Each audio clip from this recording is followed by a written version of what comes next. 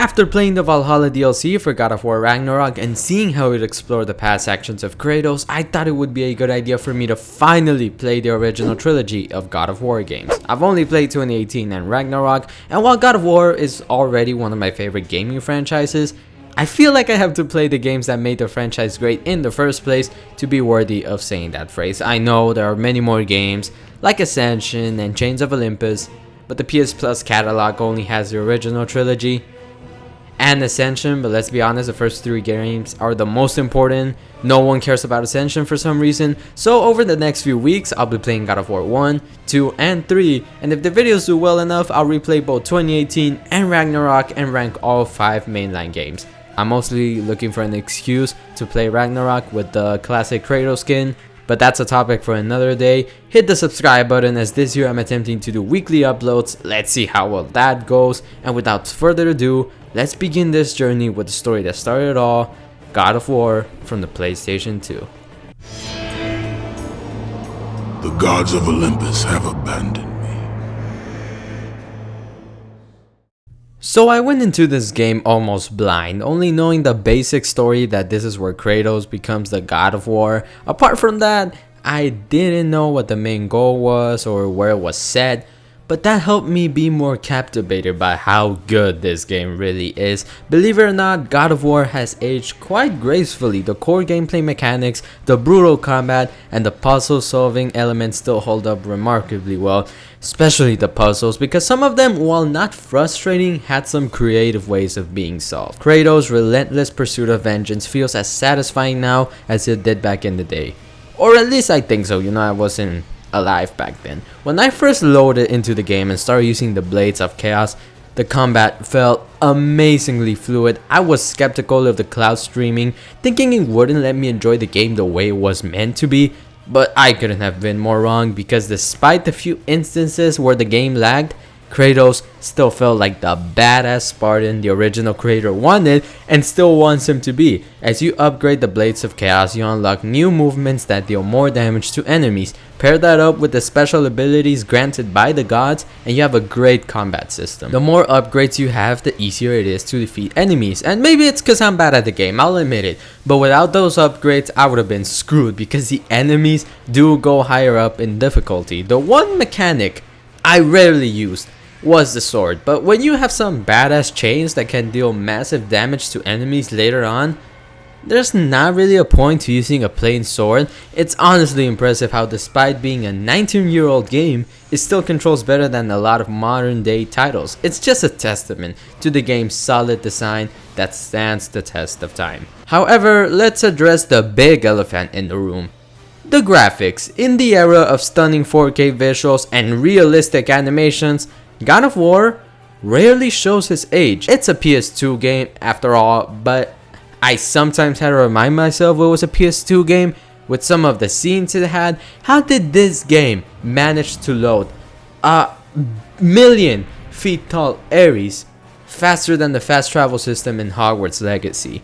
And let me tell you, that game's fast travel is fast as fuck. Whenever someone says a game like Rise of Kong looks like a PS2 game, that should be an illegal insult to a game like God of War. The sheer amount of giant sceneries and level design is just amazing, especially the Trials for Pandora's Box. It has you running around in various circles to unlock different keys, and half of the time I forgot what I was even doing those missions for. The amount of rooms you have to go through in order to unlock the Minotaur boss fight is insane.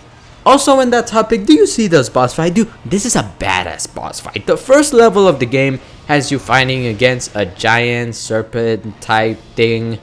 I forgot the name of it. Later on, you fight the Minotaur, which doesn't even look like a Minotaur until like 5 phases into the boss fight. And then, at the end, you get to fight a giant version of Ares. That got me hyped.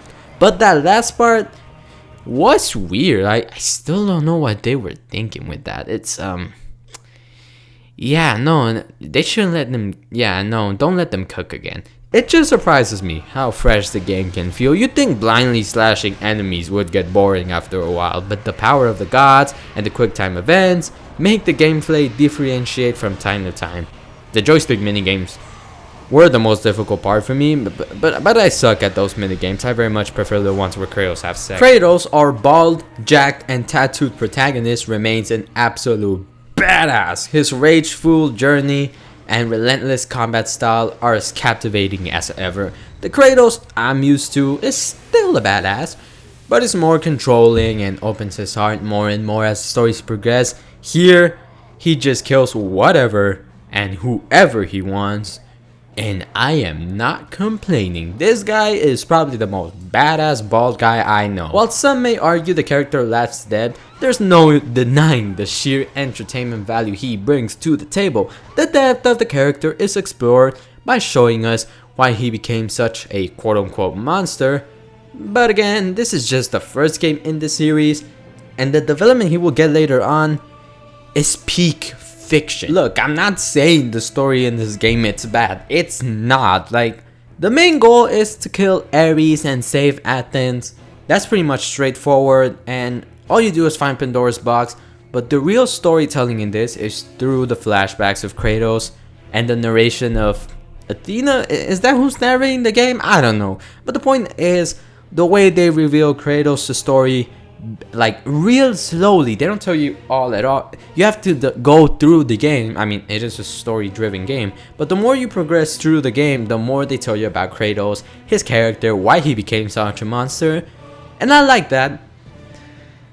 But it's just, the stories later on would get so much better. I'm sorry, but it's just hard to find something bad about this game. It's a really good game. God of War, while undoubtedly a fantastic game, falls just shy of the masterpiece status in today's gaming landscape. The narrative, though engaging, I feel doesn't reach as much depth and emotional complexity we see in the newer titles. I know it may sound like I'm just nitpicking whatever I can find, and it's true, because there's not that much bad I can say about the game, except the freaking climbing section in the underworld. Holy shit, was that annoying. I was excited that you could actually fight in the climbing and rope sections of this game, because you can do that in the newer titles. But nothing could have prepared me for the suffering that rotating piece of crap was going to make me go through. Oh my god, that was almost my 13 reasons why. But the rest of the game is amazing. 9 out of 10.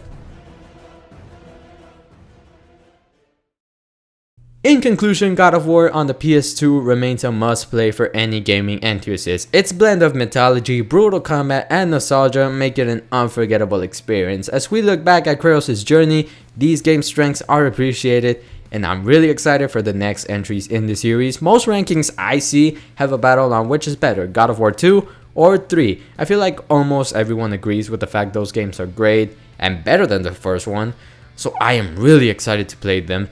It'll probably take me a while though, as those games are longer, and the remaster for The Last of Us Part 2 and the Suicide Squad game come out in the next few weeks, but trust me, those videos will be coming soon. Anyway, if you have different thoughts on this game, on my opinion, or on the whole God of War series, let me know them in the comments, and I will see you guys in the next video.